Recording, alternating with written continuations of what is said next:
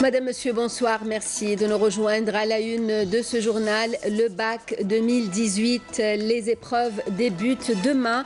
Plus de 700 000 candidats sont concernés. Ils sont appelés à faire preuve de sérénité et de confiance en soi. La LFC 2018 en débat à l'APN. Pour le ministre des Finances, le texte permettra de poursuivre la politique d'appui du budget et le renforcement de la croissance économique. On va parler tourisme dans ce journal, d'infrastructures d'accueil. Skikda, qui a des atouts certains, attire de plus en plus d'investisseurs. À suivre un reportage à Benhidi à la fin de ce journal. Le grand jour est donc arrivé pour les élèves de terminale. Le bac, c'est demain. Plus de 700 000 candidats sont concernés par cet examen. Les épreuves se déroulent du 20 au 25 juin. Côté organisation, rien n'est laissé au hasard. La mobilisation est totale pour permettre à ces milliers de postulants à ce diplôme charnière dans la vie d'un lycéen de mettre toutes les chances de leur côté. Hasna Zoberi. Plus que quelques heures nous séparent du jour J. Tous les moyens humains et matériels ont été déployés pour réussir l'examen du baccalauréat. Plus de 709 448 candidats se présenteront à l'épreuve de 2018, prévue du 20 au 25 juin courant. Des candidats qui passeront leur bac dans 2416 centres d'examen répartis à travers le territoire national et seront encadrés par 210 300 encadreurs. Et pour éviter les tentatives de fraude, le ministère de l'Éducation nationale a pris la décision de couper Internet au début de chaque épreuve pour une durée d'1 heure. Aussi, tous les objets connectés comme les smartphones et tablettes seront interdits dans les centres d'examen.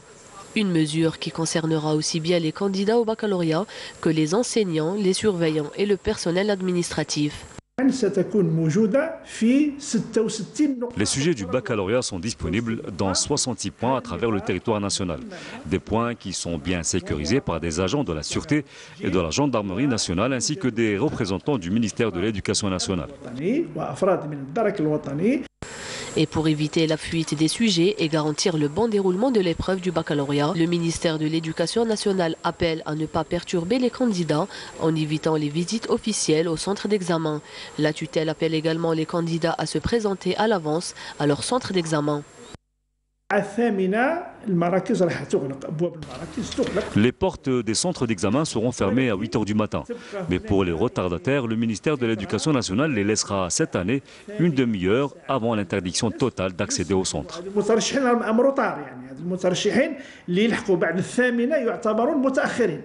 Par ailleurs, le ministère de l'Éducation nationale rassure les candidats que les sujets ne sortiront pas du programme scolaire. La tutelle appelle néanmoins les candidats à éviter les réseaux sociaux durant la période de déroulement du baccalauréat. Ces derniers jours ont été en général exclusivement réservés aux révisions, mais en cette veille du bac, place à la décompression avec l'aide des proches. Le baccalauréat reste un simple examen. Les candidats doivent rester sereins et surtout garder confiance en eux. Wahiba Houem, Abdel Halim Yaïch. À la veille du début des épreuves du baccalauréat, concentration et confiance en soi sont les maîtres mots pour les candidats.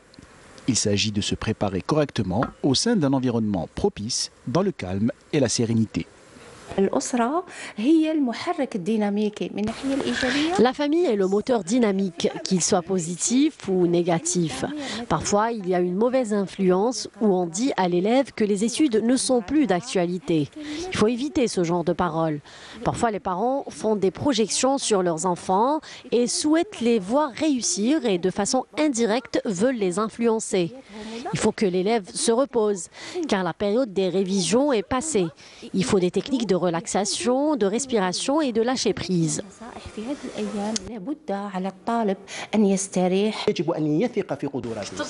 L'élève doit croire en lui, en ses capacités, en sa préparation. Il doit savoir qu'il est capable de réussir et qu'il peut passer cette épreuve en toute quiétude.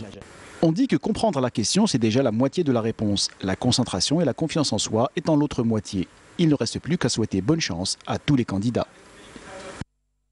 Et oui, bon courage à tous les candidats au bac. Pour le BEM, 100% de réussite des écoles des cadets de la nation, a annoncé le ministère de la Défense nationale. Les 343 lauréats des écoles des cadets de la nation de Béchar, Larouat, Batna et Béjaïa ont enregistré d'excellents résultats avec une moyenne générale de 15,29 sur 20, où 3 cadets ont obtenu leur BEM avec mention excellence, 118 l'ont obtenu avec mention très bien et 160 ont eu la mention bien, tandis que le reste des cadets a obtenu la mention assez bien, précise la même source. Ces excellents résultats reflètent aussi bien les immenses efforts consentis par les cadets de la nation que l'extrême intérêt et le soutien accordé par le haut commandement de l'armée nationale populaire aux écoles des cadets de la nation, créées à la faveur de la décision du président de la République, chef suprême des forces armées, ministre de la Défense nationale, et qui ne cesse de bénéficier de son soutien précieux, note le MDN. Ces exploits confirment également le haut niveau de ces écoles, ainsi que la rigueur et la persévérance des cadets et des enseignants qui veillent sur les cadets, en plus des moyens humains, matériels et pédagogiques mis à leur disposition par le commandement de l'ANP, souligne le MDN. Le projet de loi de finances complémentaire devant l'Assemblée populaire nationale, le texte de loi prévoit l'institution d'un droit additionnel provisoire de sauvegarde applicable aux marchandises importées à un taux variant entre 30 et 200%. Les explications de Amel Isseridir. Le texte de la loi de finances complémentaire 2018 vise à mobiliser des affectations financières supplémentaires et introduire des dispositions fiscales, notamment en ce qui concerne les mesures préventives liées au commerce extérieur. Concernant les affectations supplémentaires, les autorisations de programme seront augmentées de 22% de plus par rapport à la loi de finances 2018. Le montant sera destiné à certains projets d'investissement gelés, notamment le projet de phosphate à Tébessa et autres projets dans le domaine du transport et de la voie ferrée. Le texte de loi prévoit également l'institution d'un droit additionnel provisoire de sauvegarde applicable aux marchandises importées à un taux variant entre 30 et 200%. La mise en œuvre de ces mesures est nécessaire pour le rééquilibrage de la balance de paiement, la relance de la production nationale et la préservation des outils de production. Il faut savoir que les filières de la production nationale souffrent de la concurrence directe des importations massives, alors que certains bénéficient de subventions dans les pays d'origine et du système d'exonération douanière en Algérie. Ces dispositions sont inspirées des règles de l'Organisation mondiale du commerce qui permettent à titre exceptionnel aux pays concernés de prendre des mesures de défense de leur production nationale contre les importations qui portent préjudice à leurs économies. Concernant la taxe sur la valeur ajoutée, TVA pour les produits manufacturés, la LFC 2018 prévoit une mesure qui l'exclut et réduit les droits et impôts que le Conseil national d'investissement peut accorder aux investisseurs pour une période ne dépassant pas 5 ans. Abdelkader Msahel à Oslo, le ministre des Affaires étrangères a pris part ce mardi dans le cadre de sa participation au forum d'Oslo en tant que panéliste à la session consacrée à la situation en Libye. Msahel a rappelé l'attachement de l'Algérie à la stabilité de la région et de la Libye, ainsi que ses efforts en vue de soutenir le processus politique de règlement mené par les Nations Unies. Il a également ajouté que le succès du processus de règlement en Libye est largement tributaire des impératifs d'appropriation par les acteurs libyens et de la démultiplication des initiatives qui ne font que compliquer davantage la situation dans le pays. Abdelkader Msahel a également pris part en tant que panéliste aussi à la session consacrée à la situation au Mali. À cet égard, il s'est félicité de la confiance qui s'installe progressivement entre les parties maliennes et de leur appropriation du processus politique tel que constaté par la rencontre le 29 mai dernier à Bamako. Et en marge de la participation au forum d'Oslo, le ministre des Affaires étrangères Abdelkader Msahel s'est entretenu aujourd'hui avec son homologue norvégienne. Les deux ministres se sont félicités de la qualité des relations qui lient les deux pays et qui constituent une bonne assise pour le développement d'une coopération économique importante et diversifiée entre l'Algérie et la Norvège. École supérieure d'infanterie de Cherchel, sortie de 9 nouvelles promotions d'officiers et de sous-officiers. La cérémonie a été présidée par le commandant des forces terrestres auprès de l'armée nationale populaire, le général-major Ahsen Tafer. Rafiq Hamidesh. Baptisés au nom du Shahid Mohamed Bouranja, les 9 promotions sortantes sont principalement constituées de la 49e promotion de session de perfectionnement et de la 23e promotion de la session d'application. De hauts cadres de l'ANP, des Moudjahidines et des familles d'élèves lauréats ont pris part à cette cérémonie aux côtés des autorités locales. La cérémonie a débuté par le passage en revue des carrés des stagiaires par le commandant de l'école, le général Rih Al-Jilali, qui a assuré dans son discours que les élèves de l'école, de même que les diplômés sortants, sont parfaitement conscients du contexte sécuritaire et interne et de ses enjeux et de ce fait déterminés à y faire face. Le général a également mis en exergue l'adaptation continuelle des programmes et des formations dispensées dans l'école, des formations qui s'appuient sur l'exploitation de la technologie afin de relever les défis qui exigent l'évolution rapide dans le domaine militaire à travers le monde. Après la prestation de serment, le commandant des forces terrestres et des cadres de l'ANP ont procédé à la remise des grades et des diplômes aux lauréats de chaque promotion. S'en est suivi la passation de l'emblème de l'école d'infanterie entre les promotions sortantes et celles entrantes, puis des exhibitions militaires. Des portes ouvertes pour exposer des équipements et matériels du corps de l'infanterie ont été organisées à l'occasion, avant une cérémonie en l'honneur de la famille du Shahid Mohamed Bouranja. Et à l'école supérieure de défense aérienne du territoire, le commandant des forces de la défense aérienne du territoire, le général-major Ammar Ammarni, a présidé la sortie de promotion d'officiers stagiaires. Youssef Dehili. Après l'inspection des promotions sortantes par le commandant des forces de la défense aérienne du territoire, le général-major Ammar Amrani, le commandant de l'école, le général Zlatni Al-Ayesh, a prononcé une allocution dans laquelle il a prononcé les grands axes de la formation et les connaissances scientifiques et militaires. Ce qui permettra aux officiers stagiaires de s'acquitter des missions dont ils auront la charge avec professionnalisme, les exhortant à fournir le maximum d'efforts en vue de défendre la dignité de cette patrie et préserver son espace aérien et son intégrité territoriale. Après le serment prêté par les promotions sortantes, il a été procédé à la remise des grades et des diplômes aux lauréats.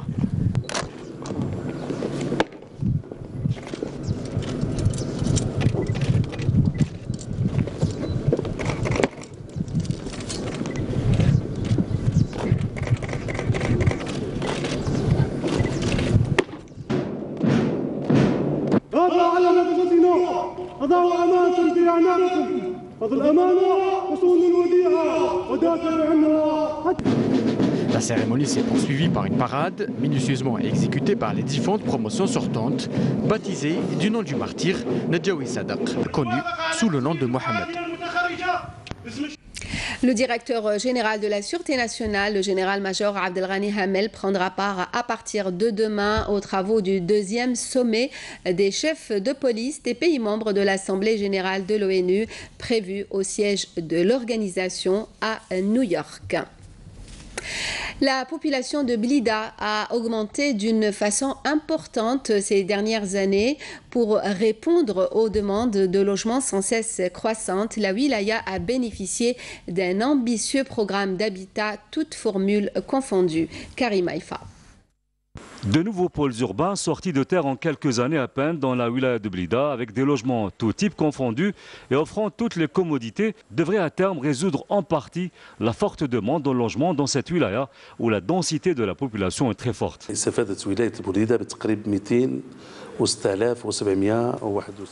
La wilaya de Blida a bénéficié de près de 206 771 logements, tout types confondus, que ce soit des logements sociaux, des logements promotionnels aidés, l'ADL ou le LPP, ainsi que le logement rural. Et nous suivrons scrupuleusement les orientations du ministre de l'Habitat, à savoir la présence dans chaque pôle urbain des établissements scolaires ainsi que toutes les infrastructures de base.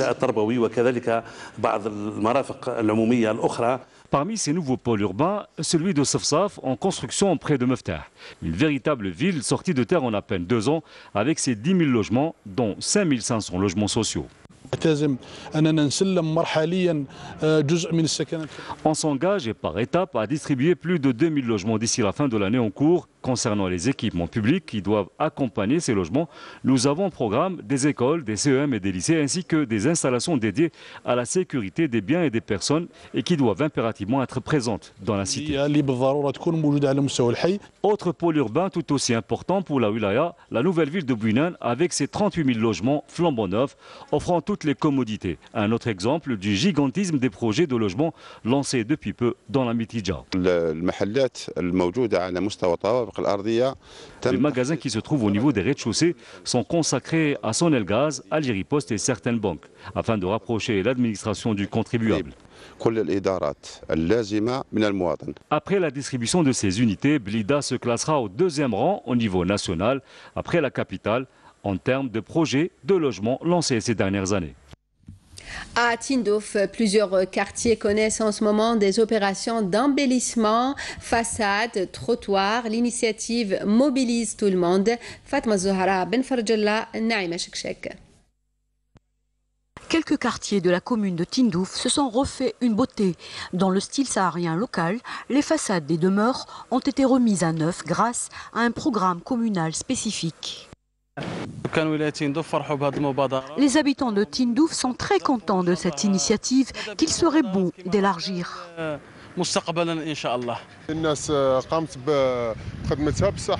Les locataires ont accompli leur travail d'embellissement, mais il reste la troisième tranche d'aide de la part de la commune. Ainsi, celui qui n'a pas terminé sa peinture ou un tout autre travail d'embellissement qu'il le termine. On attend donc la troisième tranche d'aide.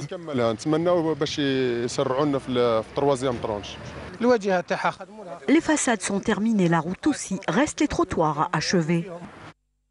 Un travail d'embellissement dans lequel s'impliquent ensemble citoyens et responsables locaux afin que cette charmante ville de l'extrême sud reste toujours belle.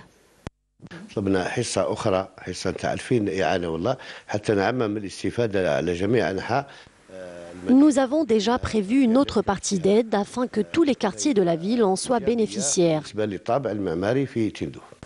Tindouf, une ville particulière dont le charme est de plus en plus rehaussé. Lutte antiterroriste, le ministère de la Défense nationale annonce qu'un détachement de l'armée nationale populaire a détruit hier à Khenchla une bombe de confection artisanale. Par ailleurs, un détachement de l'AMP a intercepté à Tamanrasset 2 contrebandiers et saisi un véhicule tout-terrain et divers outils d'orpaillage. Des éléments de la gendarmerie nationale ont par ailleurs saisi 183 comprimés psychotropes. Sahara occidental, nouvelle tournée prévue pour Horst Köhler dans la région. Cette tournée de l'émissaire onusien vise à relancer le processus de négociation pour le règlement du conflit à l'arrêt depuis 2012. Le deuxième déplacement diplomatique de Köhler dans la région, prévu la dernière semaine de juin, comprend 4 étapes qui devraient le conduire à Alger, à Tindouf, Nouakchott et Rabat, même si l'agenda de cette tournée n'a pas encore été arrêté définitivement. Skikda, je vous le disais en titre, Skikda très prisé par les vacanciers durant l'été, 6 millions l'ont visité l'année dernière. Il faut dire que la région a des atouts certains. Les investisseurs s'y intéressent de plus en plus. Les projets sont nombreux, à l'image de ce complexe touristique réalisé à Ben Mhidi par un Algérien vivant en Norvège. Le reportage de Abdelmajid Benkassi. C'est à quelques encablures à l'est de la ville de Skikda, plus exactement à Ben Mhidi, une zone d'extension touristique que Fethi, rompu à la gestion et designer de formation, la cinquantaine pleine, un Algérien établi à Oslo, au Norvège, et originaire d'El Harrouch, a choisi de planter son décor. C'est d'un complexe touristique qu'il s'agit. Parce que je suis de la région, j'ai acheté un terrain et j'ai fait un hôtel de 3 étoiles il y a 10 ans. Ça marche bien, on a fait une image de marque sur un hôtel familial de qualité. Et maintenant, on est engagé pour faire une extension pour 130 chambres de plus, 130 lits de plus. Et ça, sur notre niveau, c'est un 4 étoiles. Oui, une autre classe. Je vois qu'il y a un potentiel touristique en Algérie. On voit que les gens viennent et le mode de vie algérien, ça change. Et Skikda, elle a deux Z. De zones d'extension touristique. Il y a la Z de l'Albi Ben Mehidi, oui. Et il y a la Z de Gerbez. Sans compter les autres Z de Kolo ou de la Marsan. Skikda est en train de devenir une destination touristique de choix pour les estivants algériens. D'où le grand rush des investisseurs dans cette belle côte de l'Est algérien. On voit à Skikda ici, il y a beaucoup de projets qui avancent bien, oui, dans le tourisme, qui avancent. Et ça va donner peut-être dans quelques années, on va avoir des investissements fiables et pour favoriser le tourisme local et peut-être dans l'avenir international, pourquoi pas. Les gens ils ont commencé à s'intéresser au tourisme et à l'hôtellerie à Skikda. Et par rapport aux années passées, les dernières années, les 5 dernières années, il y a au moins 10 à 12 hôtels qui sont en cours de réalisation. L'année passée, on a environ 6 millions de visiteurs. C'est énorme. Des millions de visiteurs qui en contrepartie attendent un service et des prestations de qualité. Et surtout, un bon rapport qualité-prix. Car toutes ces belles plages de sable doré vont être submergées par les vacanciers qui arrivent de toutes les régions du pays, ainsi que de l'étranger. On espère dans l'avenir il y a plus d'écoles et plus de formations pour former les gens. Et on voit les jeunes aussi aiment ce métier, filles et garçons. Et pour le prix, je crois, c'est le problème de concurrence. Il faut avoir de concurrence pour baisser les prix. Et c'est comme ça dans tous les domaines. Et on essaye d'étudier toujours les prix pour les familles. On fait des formules, surtout pendant l'été. On fait des formules spécialement pour les familles pour avoir plus de réduction. Voici donc une destination de vacances tout indiquée pour vous cet été. Et c'est la fin de ce journal, le rappel des principaux titres. Le bac 2018, les épreuves débutent demain. Plus de 700 000 candidats sont concernés. Ils sont appelés à faire preuve de sérénité et de confiance en soi.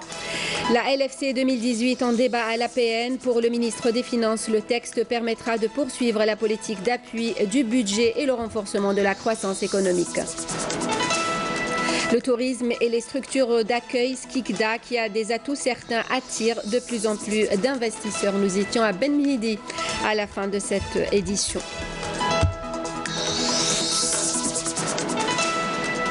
Merci à vous de nous avoir suivis. L'information continue sur les www.entv.dz, la page Facebook et la chaîne YouTube de Canal Algérie pour le journal à 20h, l'édition en arabe. Demain à midi, Fla Abraz. Nous, on se retrouve à 19h. Passez une bonne soirée. Merci.